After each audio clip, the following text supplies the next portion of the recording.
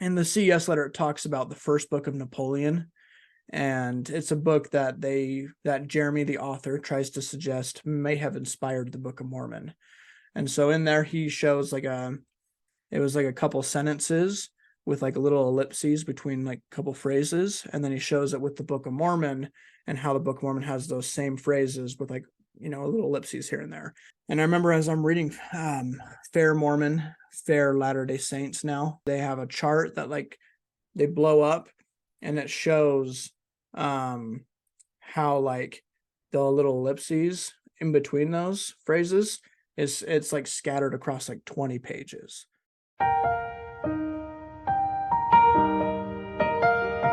Welcome, Bridger, and thank you so much for being here today. Yeah, thanks for having me. And, I was just telling our listeners and viewers that we're going to cover a little bit about your story regarding your faith journey and regarding church criticisms and some projects you've done. But before we do that, would you like to introduce yourself and tell us a little bit more about who Bridger is? Yeah, so I'm Bridger. I make LDS based content confronting a lot of criticisms of the church. So I have a TikTok channel where I'm currently responding in the middle of a series responding to the CES letter. And then I also just started a podcast that me and my friend will be responding to critics on, talking about current culture as well as just recent news within the Mormon framework. So yeah, that's me. Perfect. And when it comes to all of this, everything has an origin. So, what's your experience with church? Were you born a member or did you join sometime later?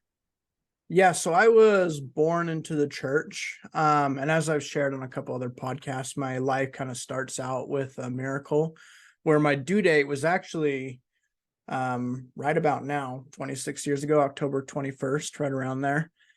But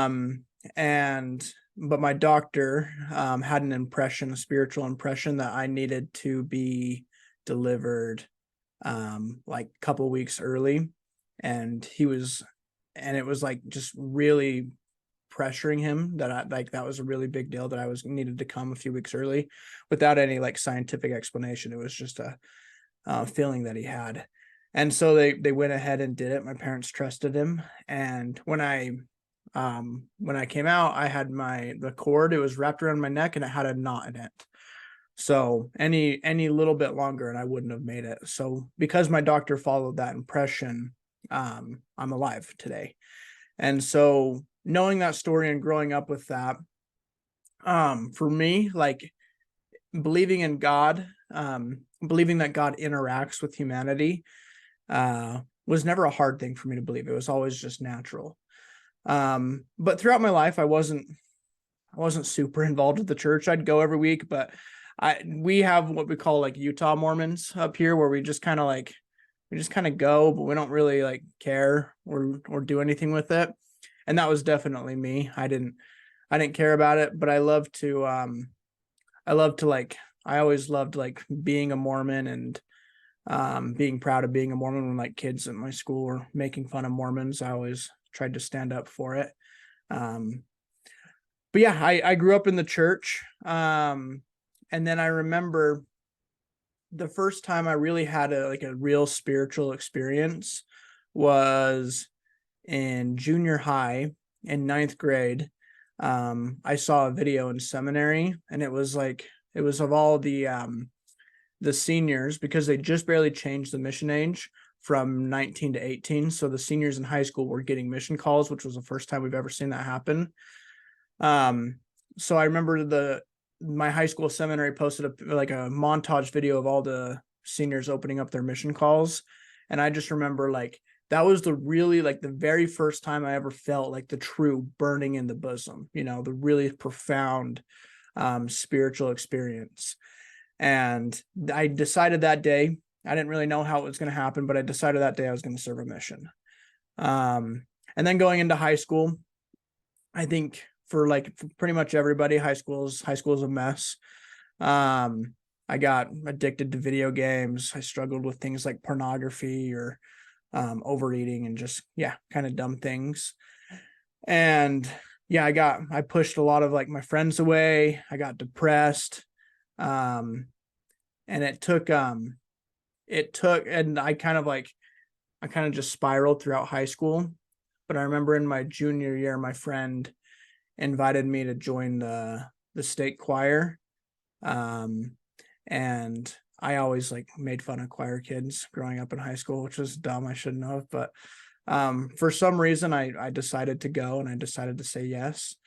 And I remember when I went and joined the state choir, um, that was like the second time in my life that I really felt that profound burning in the bosom.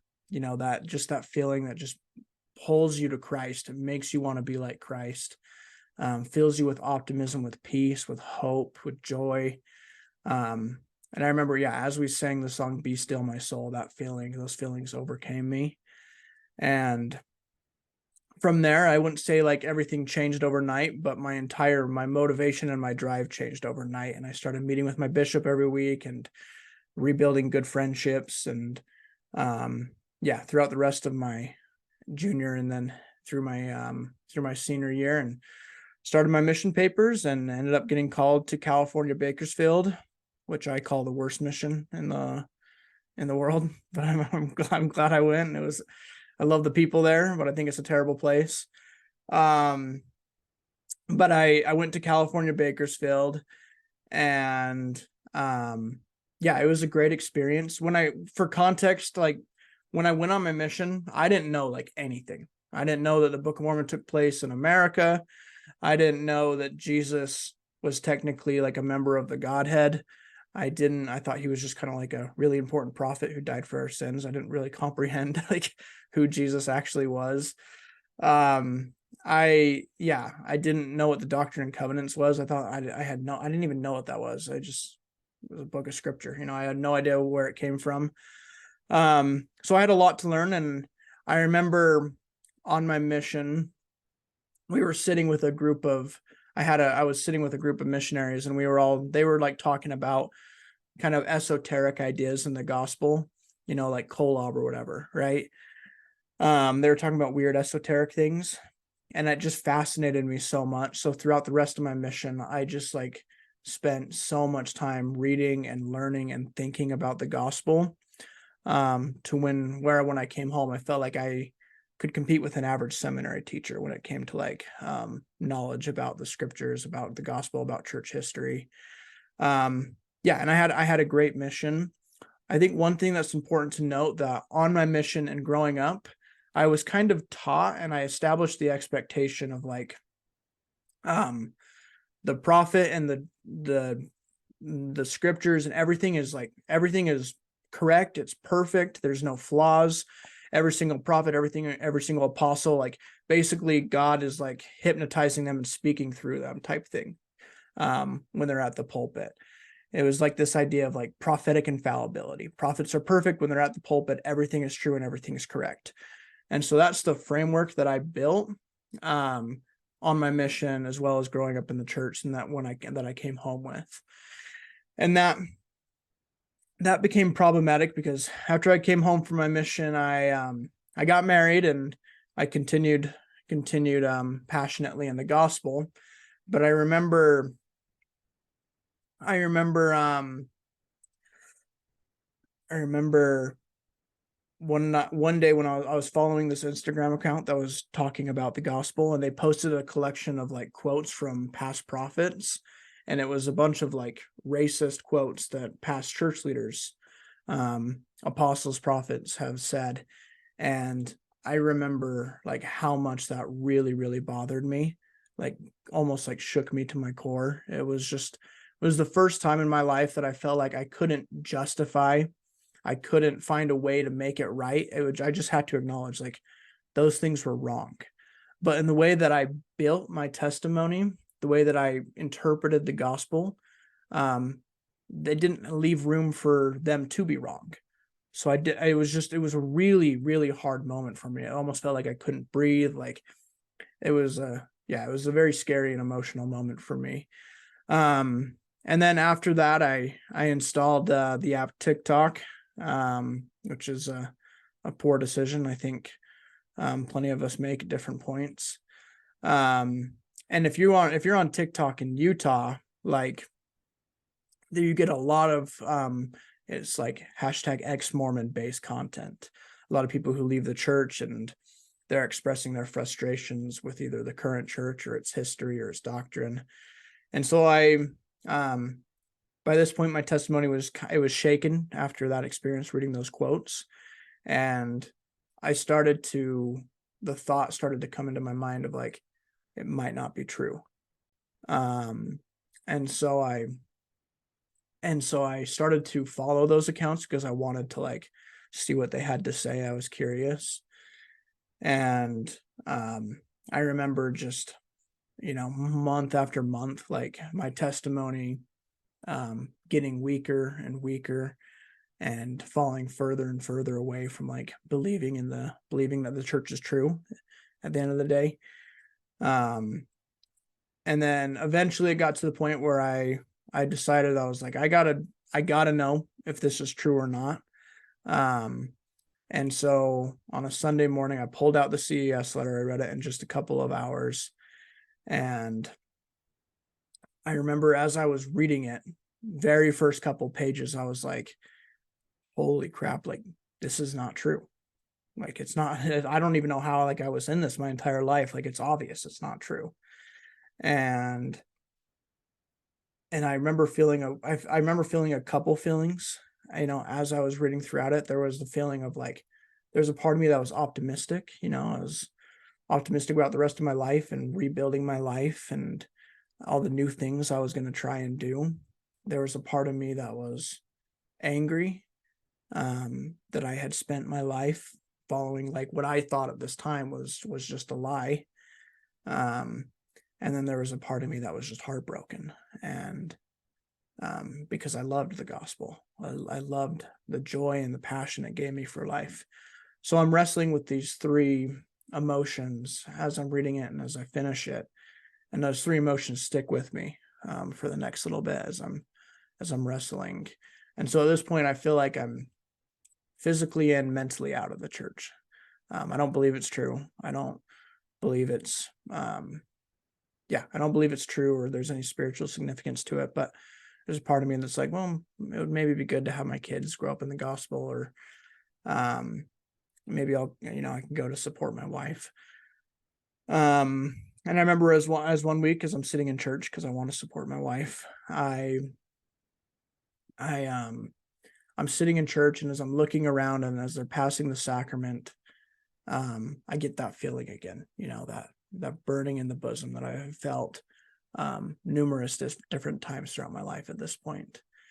And I get that feeling, and I just remembered how much I really love the gospel and how much I really, really believed it with all my heart. And so I'm like, I owe it to myself. I owe it to my wife. I owe it to the rest of my life, my family, my extended family. I owe it to everyone in my life to give this another shot, to really dive in, to not just take whatever the critics say at face value, but really like weigh both sides of the arguments as balanced and as strongly as I can. So after that experience, I go back and I start researching the CS letter, like counter criticisms of it. Fair Mormon has one. Jim Bennett has one. Sarah Allen had written one. I think it was in progress by that point. So, I start researching the counter criticisms to the church. And I remember as I was reading like Fair Mormon's blog, I remember seeing an example. I remember seeing like in the CS letter, it talks about the first book of Napoleon. And it's a book that Jeremy, the author, tries to suggest may have inspired the Book of Mormon. And so in there, he shows it was like a couple sentences with like a little ellipses between like a couple phrases. And then he shows it with the Book of Mormon and how the Book of Mormon has those same phrases with like, a little ellipses here and there. And like, look how closely these books match. Obviously, this is coming from Joseph's mind and worldview. And I remember as I'm reading Fair Mormon, Fair Latter-day Saints now, as I'm reading their response to this, they have a chart that like they blow up and it shows how like the little ellipses in between those phrases it's like scattered across like 20 pages. And how that like the criticism in the CES letter is very deceptive because it doesn't acknowledge that. And I remember that made me so freaking mad, that I felt like I had gotten duped and that I was willing to throw away one of the most beloved things in my life, because I wasn't given the full context or the full story there. And so after that, I just became like a freaking crazy man when it comes to researching church history. I spent like there was a couple weeks, it was probably like 100 hours a week of just watching. I watched all of David Snell's Faith and Beliefs on Saints Unscripted on their channel, which is a great resource. I read a bunch of Interpreter Foundation articles, BYU studies, a bunch of different podcasts, and I just spent so much time researching, trying to learn everything that I could about the church. And I eventually reached the conclusion that for me personally, based on the experiences that I've had and just looking at the raw data between what the critics have to say and what the defenders of the church have to say, that there is just as much evidence the church is true as there is that it's not. And so ultimately it was a decision. It was my decision if I wanted to believe or not. And so after that, I started to think like, do I want to believe? Is this something I want to do? If it's going to come down to a decision, if I'm not going to be able to prove it one way or other, like what do I want to do? And as I'm thinking about that, I remember how much I love the gospel, how much I love the idea of raising my kids in the gospel, how much I love sitting on the couch and talking about weird esoteric things in the gospel, how much I love reading the scriptures, how much I love opening the Book of Mormon and feeling the profound peace and optimism that comes over me as I'm reading the Book of Mormon. And I think about my wife, and I think about how much she believes, and how I don't want to leave her alone in the church. And so that day I decided that I chose to believe. It was, I decided to believe. And after I made that decision, and it's a decision, and we can call it whatever we want. We can call it confirmation bias, however, but after I made that decision, I believe God consecrated that decision. And what I mean by that is I started to see miracles again in my life. I started to feel the Spirit more often in my life. When I made the decision to believe, it just became it became the best decision that like I've ever made. So yeah, that's a little bit about my story. Yeah, thank you for sharing that. And you know, this last part that you mentioned is pretty similar to what I experienced myself, and reminds me of the scripture in Ether, I believe it is. And Moroni says that those miracles come after the trial of our faith, and sometimes we'd like to uh, have them before, but I see that it is after we make that choice that we do see those miracles. It's not like the heavens are shut before, but God sort of gives us that when we choose to have faith. So thank you for sharing that. And now in this timeline, you go back to church, you choose to believe again. What inspires you to take the things you've learned and share them online? So I don't want to pretend like I had any heroic or righteous desires for making a TikTok account and defending the church and doing a little bit on like Facebook and here and there, like I really started it because after spending that much time studying church history, it became my favorite hobby. It became the thing I was the most interested in. And frankly, my wife was sick of me talking her ear off about what Joseph Smith did in 1832. Like she goes, I don't care anymore. So I needed to find a place to, let out that hobby. I needed to find a place with people who were interested in that stuff as well, so I could, I could start talking about it. So I just decided to make a TikTok account and started responding to critics of the church, and I liked it. I kept doing it. And to this day, I still do quite a bit of it. I have moved a little bit away from responding to critics directly on TikTok, and I'm going to start doing it on a podcast because it gets too much drama sometimes. And so now I've just decided I'm going to respond to the CES letter, just topic by topic through like a 10 to 15-minute video on each topic. And then just, address the critics in my Actual Mormons podcast. Perfect. And from your story, there's maybe other questions I think we could talk about, but I'll narrow it down to the main questions. And some have to do with criticisms, your experience with them, and some will have to do with church culture, beliefs, and such. So I think we can start with the criticisms first.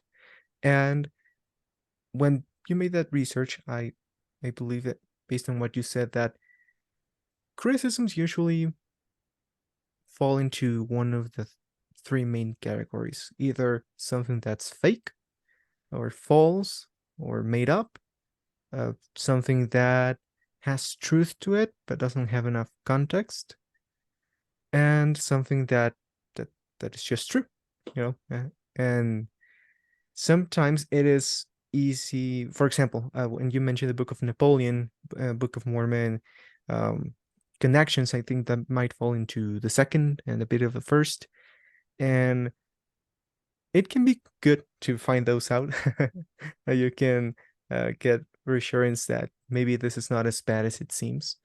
But then you face the ones that did happen, right? Like, for example, Brigham did say those things, or Joseph did marry Fanny Alger, right? So once you know some things are facts, what do you do? How do you reconcile that? What would be your advice for that? My advice, that's a great question. Thank you for that. My advice is a couple of things. You have to readjust your expectations of the gospel. There's some things that Brigham Young said that were crazy and they are indefensible, and that's okay. Brigham Young was a late 1800s, 1900s, late 1800s, angry guy who had, a lot to do. He did incredible things, but he also said some crazy things, and that's okay. That's just part of being a human, a complex human being. Joseph Smith obviously made some mistakes with polygamy, and that's okay. It's not the end of the world. And I think sometimes we create too much out of things that we can just say, I think they were mistaken there. I don't think they handled that right. Because at the end of the day, we're the church of Jesus Christ. We're not the church of Brigham Young. We're not the church of Joseph Smith. We're not the church of Gordon B. Hinckley. It's okay if some of these leaders in the past did some things that were like, yeah, that's a little silly. I don't quite understand that. And at the end of the day, like, to go back to Jesus Christ, because he's the one who all of us, including the prophets, are trying to be like. And none of us are exactly there, but that's the one we're all trying to be like.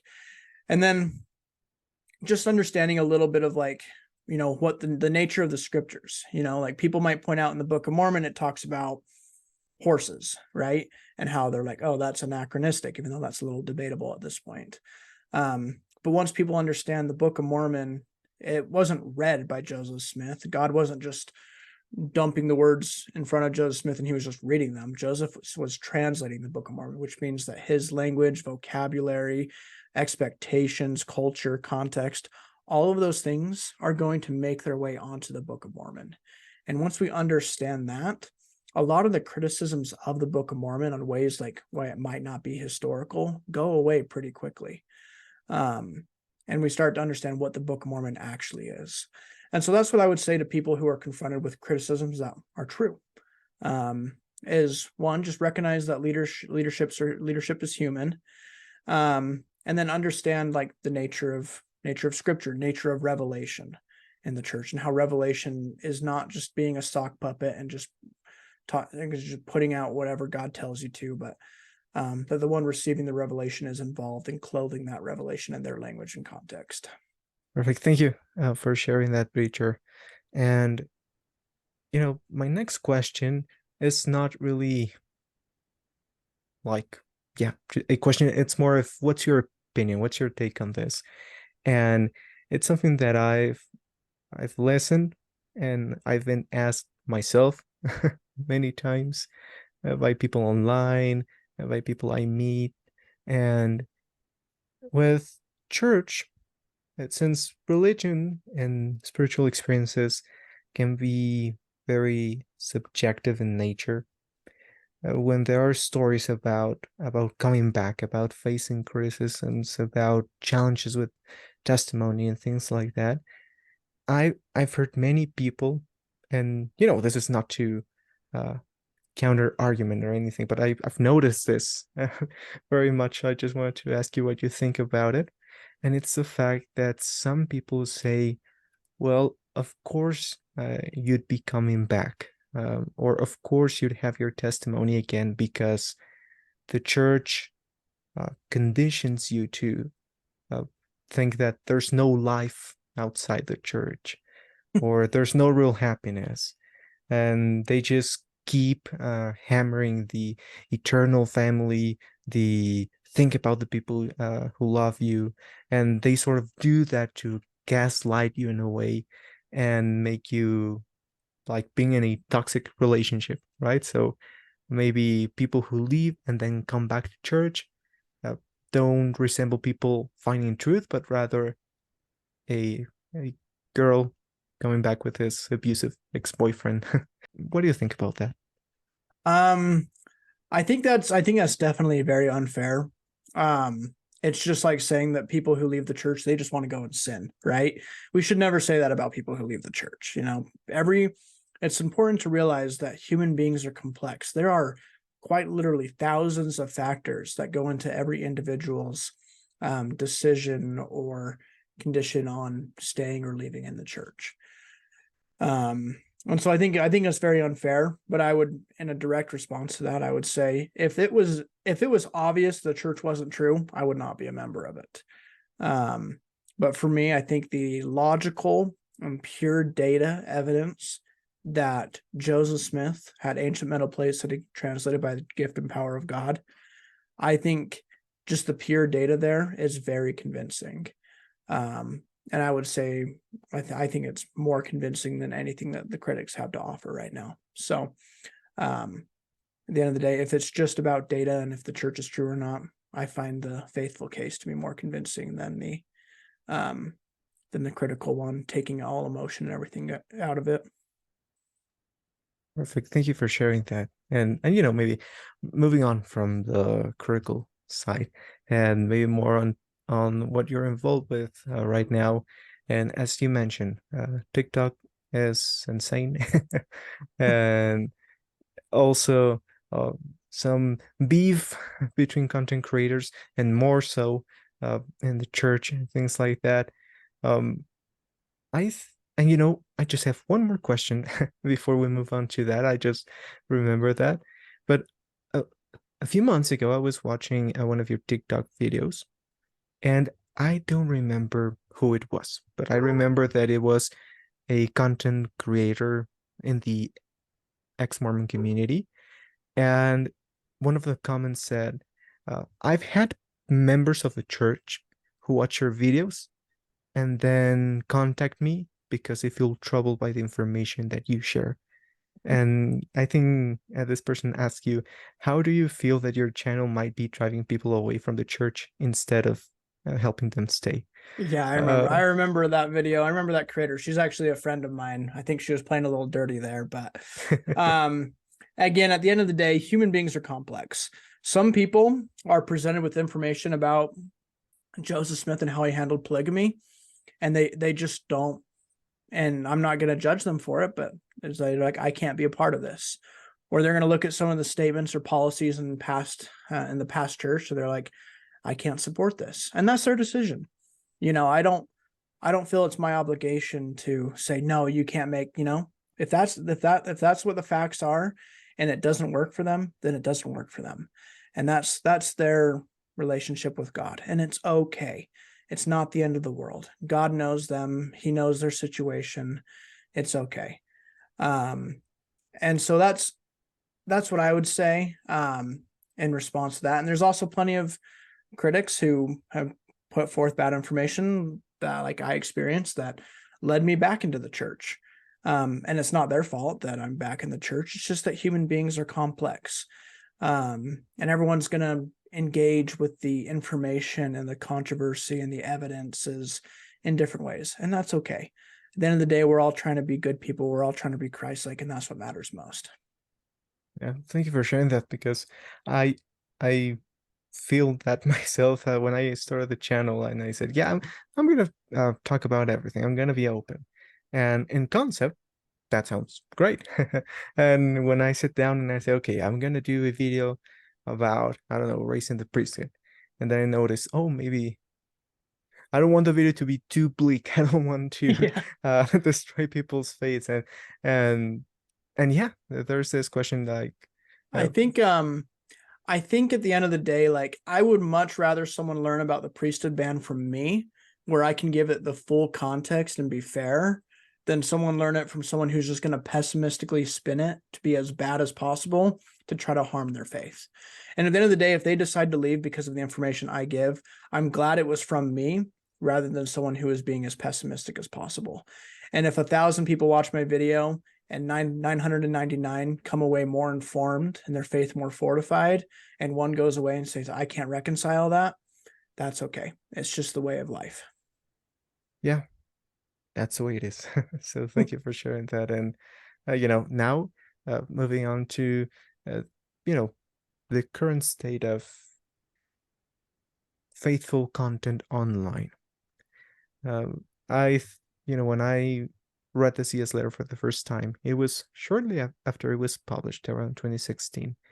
And I remember that back then, I went through my whole faith crisis, and it was only after I chose to believe that I noticed that fair Mormon existed, and things like that. So I've seen this evolution in content creation in the past few years, and I thought it was just either you are a critic who claims Joseph was a fraud, or you're a faithful member who believes that Joseph was a prophet. And I believe that, especially since the pandemic, I realized that that's not as simple as it sounds.